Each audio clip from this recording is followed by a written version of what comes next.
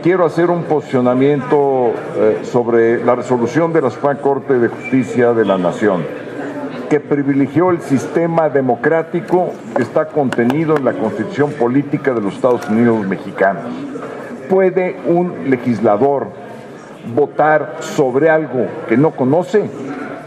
¿Puede un legislador tener la libertad de optar cuando no conoce el texto de lo que se está votando?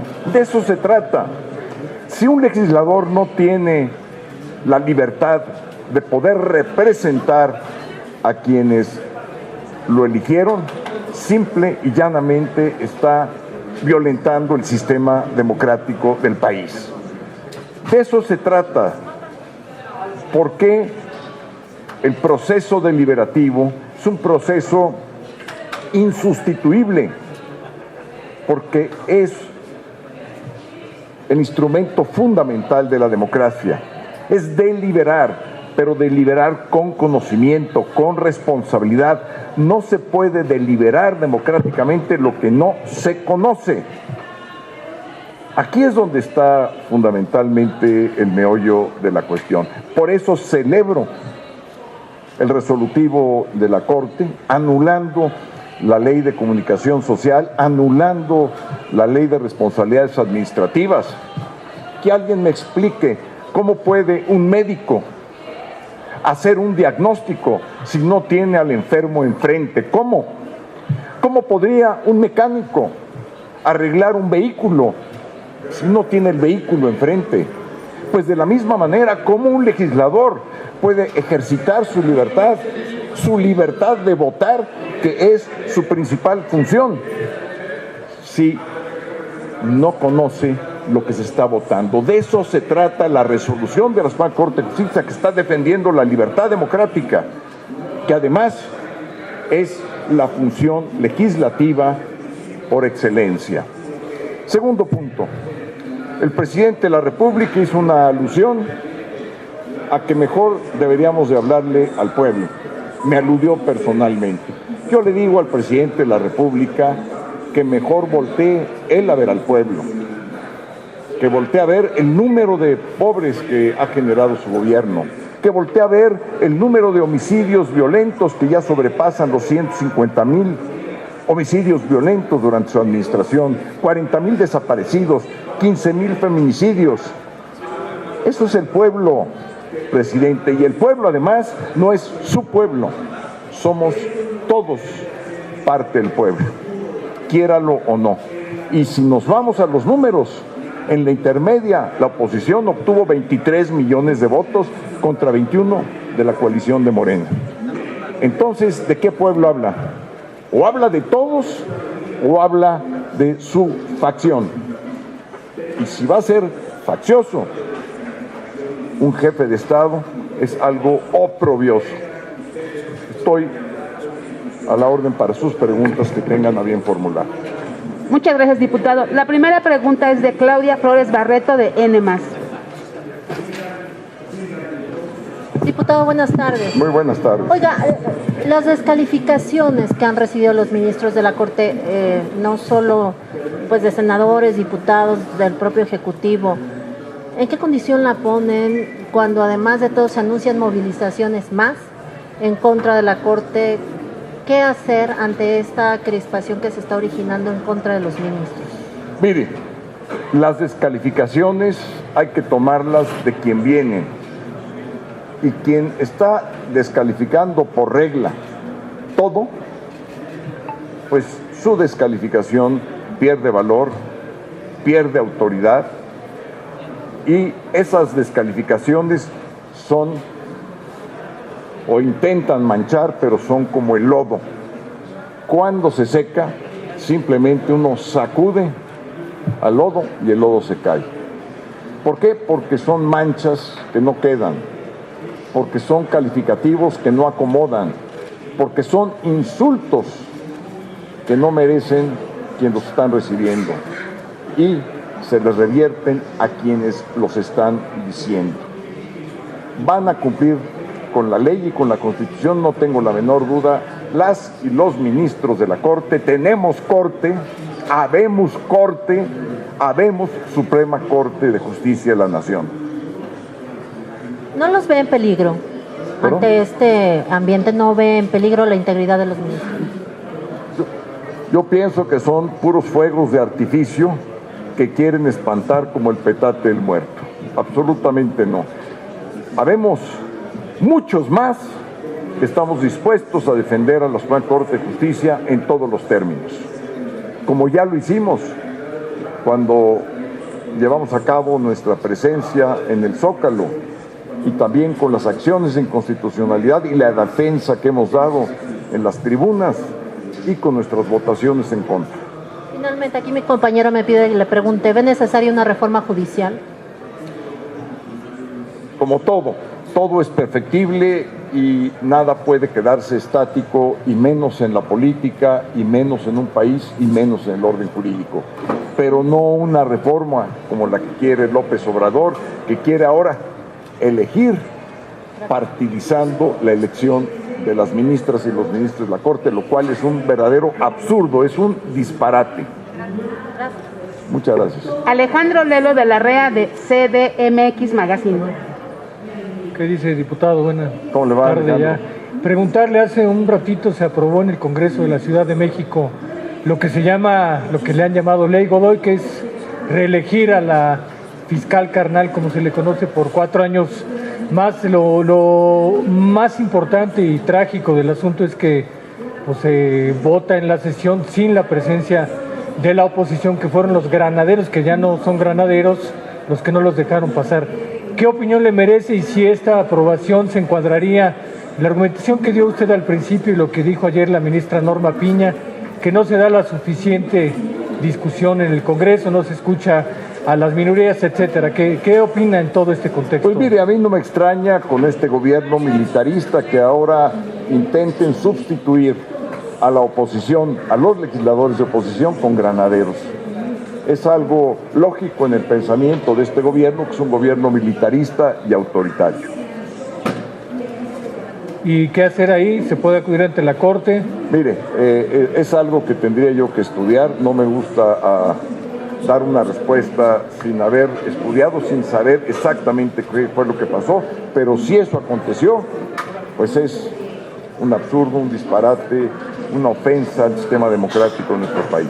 Ya nada más para redondear, Claudia Sheinbaum hace unos minutos también se pronunció, apoyó la postura del presidente López Obrador, que si llega a ganar la presidencia también va a impulsar que la Corte se renueve, pero además se vote en las urnas cada uno de los ministros. Afortunadamente no va a ganar la presidencia. Hay que recordar que cuando una corcholata se destapa, se tira a la basura. Gracias. Gracias. La siguiente pregunta es de Carlos Guzmán de CMX Noticias.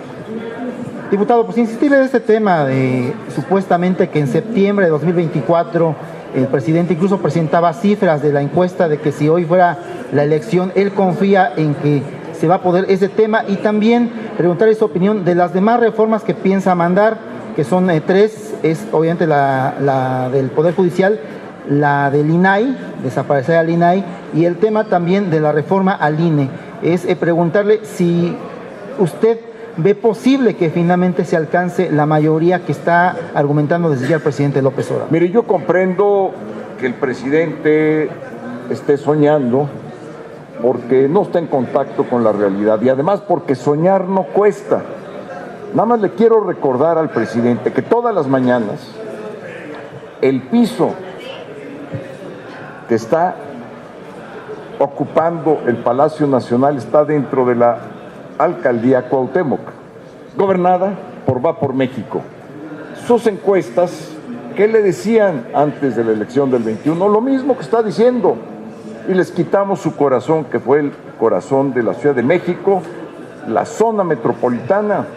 Puede irse cualquiera de ustedes de Tlalpan a Toluca, en puro territorio Va por México. Eso no lo decían las encuestas, como tampoco decían que les íbamos a quitar la mayoría en el Congreso del Estado de México. Ya veremos, el 4 de junio empezaremos la reconstrucción del país con el triunfo del Estado de México y el triunfo de Coahuila. Gracias, diputado. Félix Muñiz, de Punto Aéreo. ¿Qué tal? Don Félix, qué gusto de verte con sombrero, te faltan las botas nada más. Te agradezco. Bueno, preguntarte, diputados y senadores de Morena dicen que con esta resolución de echar atrás el Plan B, los ministros se están metiendo con el trabajo del Poder Legislativo. ¿Eso es así? ¿Están influyendo en su trabajo o no están entendiendo bien la función de los ministros? ¿Y qué tiene que hacer todavía la ministra Yasmín en ese pleno? No sé si ella tenga toda la capacidad de seguir tomando asuntos. Gracias. Pues mire, yo lo que les diría que los invito a una clase de Derecho Constitucional, ya que quieran, en la facultad, para ver lo que es un sistema de división de poderes, que fue, por cierto, planteado un poco antes de la Revolución Francesa. En consecuencia, una vez que se enteren de lo que es un sistema de división de poderes, sabrán que existe un poder judicial que tiene a su cargo interpretar las cuestiones de carácter constitucional, y cuando lo hace es cosa juzgada. No hay nadie que esté arriba de la Suprema Corte de Justicia cuando interpreta la Constitución, más que el constituyente permanente, pero para el constituyente permanente no tienen los votos Morena. Y ya finalmente que se vayan preparando, porque de estas 20 leyes que aprobaron también se va a tener en reversa varias. Anticipo, todo lo que constituyó la Semana Negra legislativa se va igualmente a controvertir mediante acción de inconstitucionalidad. Georgina Saldierna, de La Jornada.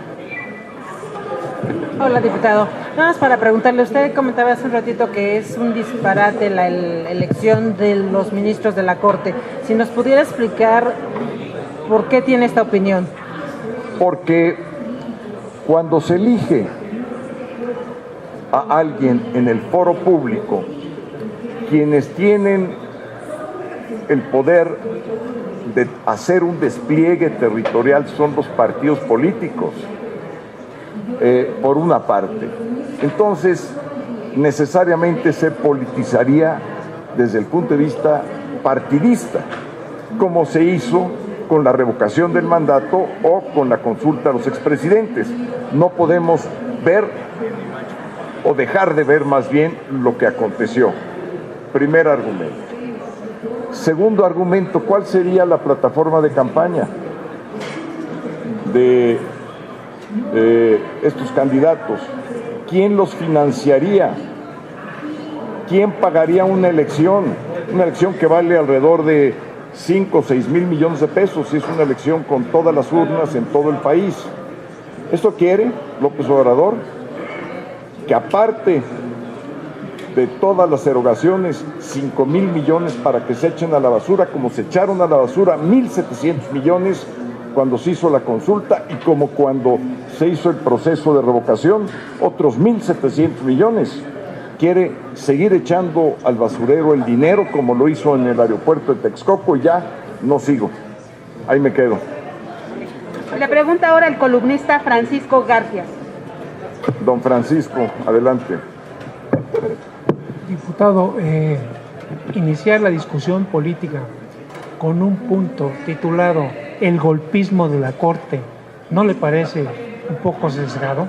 Eso por un lado. Y si nos pudiera decir quién propuso o cómo se propuso que llegara este punto a la agenda política. Con mucho gusto, lo propuso el grupo parlamentario de Morena, secundado por el grupo del Partido del Trabajo. Yo argumenté en contra, está o debe estar en registro en la mesa directiva completamente, y lo que argumenté es que no se puede negar la realidad de nuestra Constitución, que se divide el poder en legislativo, ejecutivo y judicial, y el judicial tiene funciones que está cumpliendo a cabalidad. Entonces, no solamente no hay golpismo, hay cumplimiento constitucional. Eso fue lo que dije, está sentado seguramente en la minuta de la mesa directiva. Votamos en contra nosotros, MC y el PRI. Y el PAN, por supuesto. Sandra Aguilar, de AE Grupo Informativo. Diputado, buenas tardes. Bueno, ya que abordó el tema de las corcholatas que se destapan y van a la basura, el Partido Acción Nacional no canta mal las rancheras y hoy precisamente escuchamos al exgobernador Francisco Javier García Cabeza de Vaca. Obviamente su intención por buscar la candidatura a la presidencia para el 2024. En ese sentido, ¿qué pasa al interior? ¿Cuál es su opinión con respecto a este tema? Gracias. Yo le doy la más cordial bienvenida al exgobernador Cabeza de Vaca, como se lo doy al resto de quienes estamos formando un equipo. Nosotros somos un equipo unido, no dividido, no hay golpes debajo de la mesa y que gane él o la mejor. Punto. Somos democráticos. Buena relación, entonces. Hay muy buena relación con todos los aspirantes de la oposición. Y si me permite una última pregunta, el próximo sábado, el próximo sábado 21, se habla y se dice en algunos medios de comunicación que el gobernador de Veracruz pudiera estar pues haciendo un tipo de plantón o denuncia afuera de la Suprema Corte de Justicia. En ese sentido, ¿qué opinión le merece la actitud del actual gobernador? Pues mire, yo creo que está perdiendo el tiempo porque no va a lograr absolutamente nada. Mejor que lo dedique gobernando Veracruz, que es lo que le hace falta. Gracias. Gracias. Todavía tenemos dos preguntas. La penúltima pregunta es de Angélica Beltrán, de Noticias de México. Adelante. Gracias. Buenas tardes, Angélica. Diputado. Para preguntarle, había anunciado que iba a pedir una interlocución con el presidente en su calidad de presidente de la mesa directiva de Cámara de Diputados. Preguntarle si ya obtuvo respuesta, o si envió esa solicitud o no, y si la envió, si ya tuvo respuesta o tampoco la ha recibido. No, mire, no he tenido respuesta. Es una lástima porque el diálogo es un instrumento fundamental de la democracia y no le debe temer al presidente hablar conmigo. No le voy a faltar el respeto a su investidura, lo que sí le voy a decir lo que está haciendo mal. Y a lo mejor lo que no le gusta oír son opiniones críticas y por eso evade, le da la vuelta, le saca por otro lado el platicar, el conversar conmigo, que no perdería absolutamente nada y quizá hasta lo convenzco que está haciendo mal las cosas. Pero sí envió la solicitud y no la respondió. Sí la hice el año antepasado y no tuve yo respuesta. No tendríamos más preguntas. Muchas gracias, muy amables. Gracias.